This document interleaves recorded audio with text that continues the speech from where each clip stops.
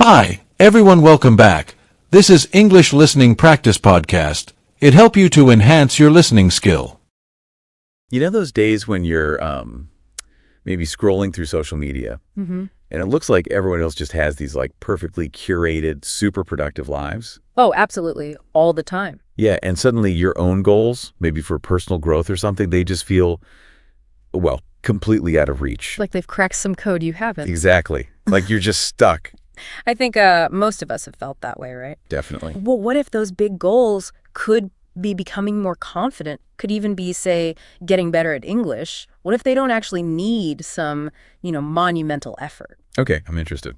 So today, we're doing a deep dive into some really insightful material that actually unpacks simple, really actionable ways to, foster genuine personal growth. Simple and actionable. Good. Yeah, and our mission here is basically to pull out the most important bits, the key nuggets of knowledge from these sources. Sort of a shortcut. Kind of. Giving you a clearer path to understanding how big changes really happen.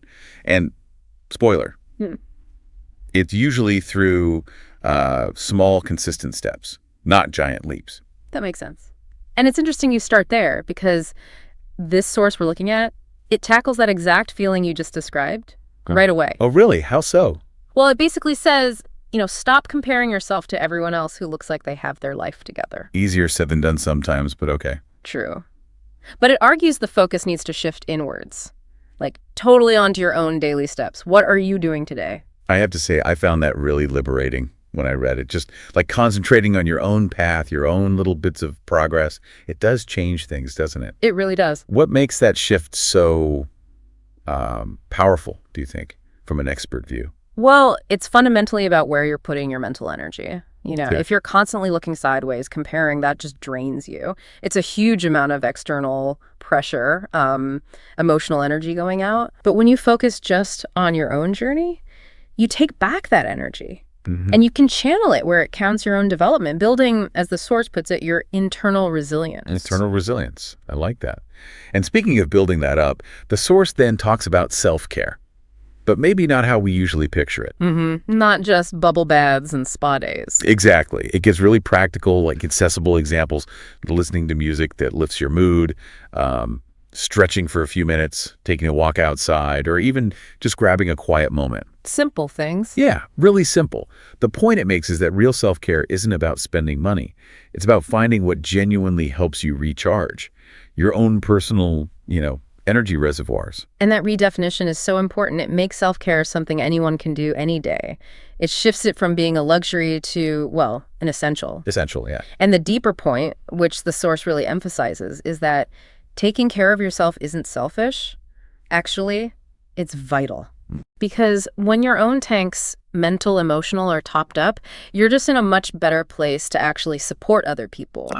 You can be a better friend, a more present family member, a more effective colleague. It's like investing in your own capacity so you can show up for others. That's a really good way to frame it, especially if you tend to put others first. And I guess when you're building that resilience with self-care, you're better able to handle that other big internal hurdle, self-doubt. Definitely. That inner critic. Yeah, it can be brutal, can't it? The source gives this simple but actually quite powerful advice. Consciously try to shift that inner voice. Oh, Cap. So instead of the automatic, ugh, I'm terrible at this, you intentionally swap it for something more like compassionate. More growth focused, like, okay, I'm learning, and that's okay. That shift takes practice, though. For sure. And the material really stresses being patient and kind to yourself while you're trying to make that shift. It acknowledges it won't happen overnight. And actually, it offers this intriguing little psychological tip.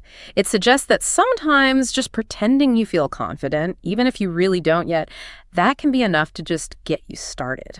The fake it till you make it idea. Sort of, but maybe less about faking and more about initiating action. It's like act first, and the feeling might follow. That's a neat trick for breaking inertia, just getting over that initial hump.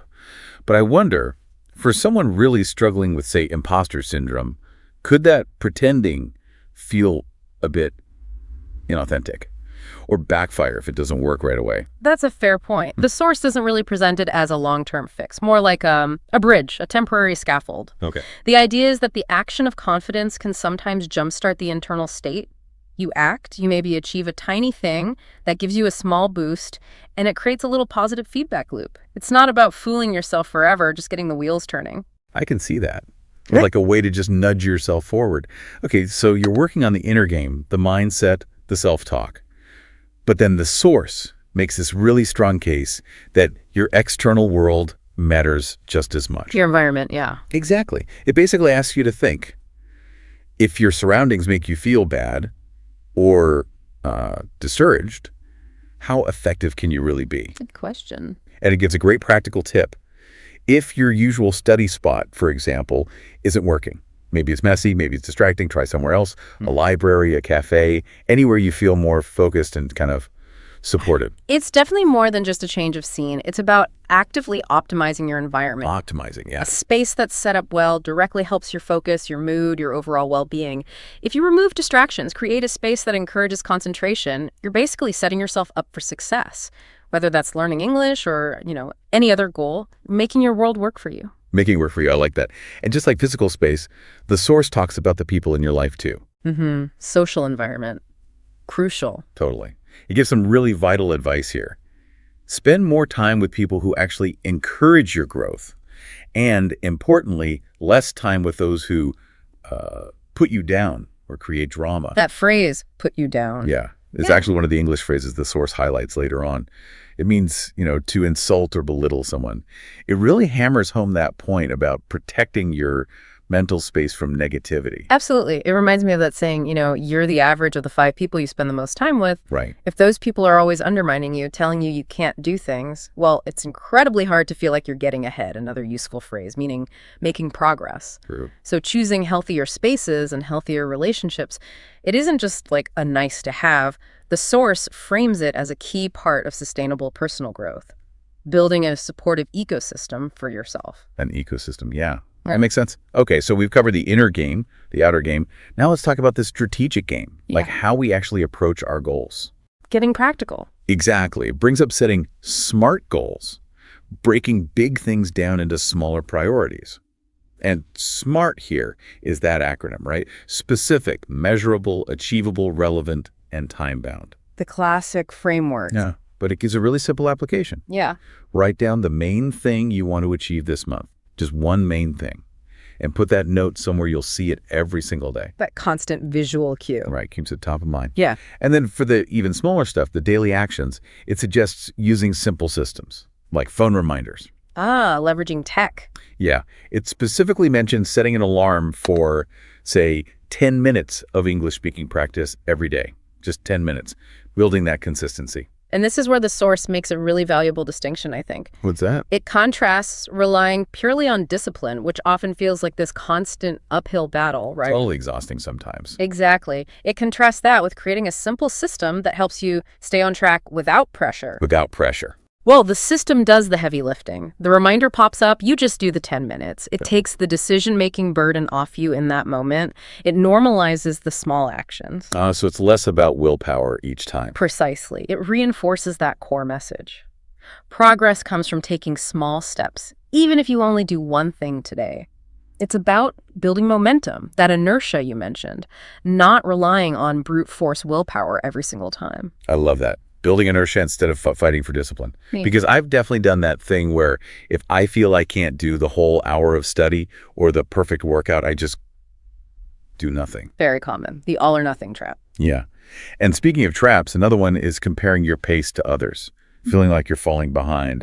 The source tackles this directly too. It just states it flat out. You aren't behind.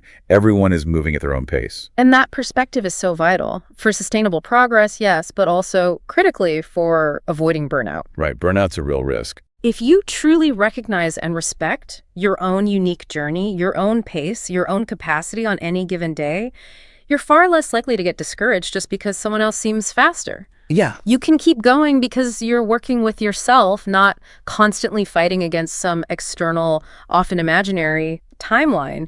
It's your marathon, your route. That's a much healthier way to think about it. Yeah. So pulling these threads together, the source even gives these tiny end-of-day rituals.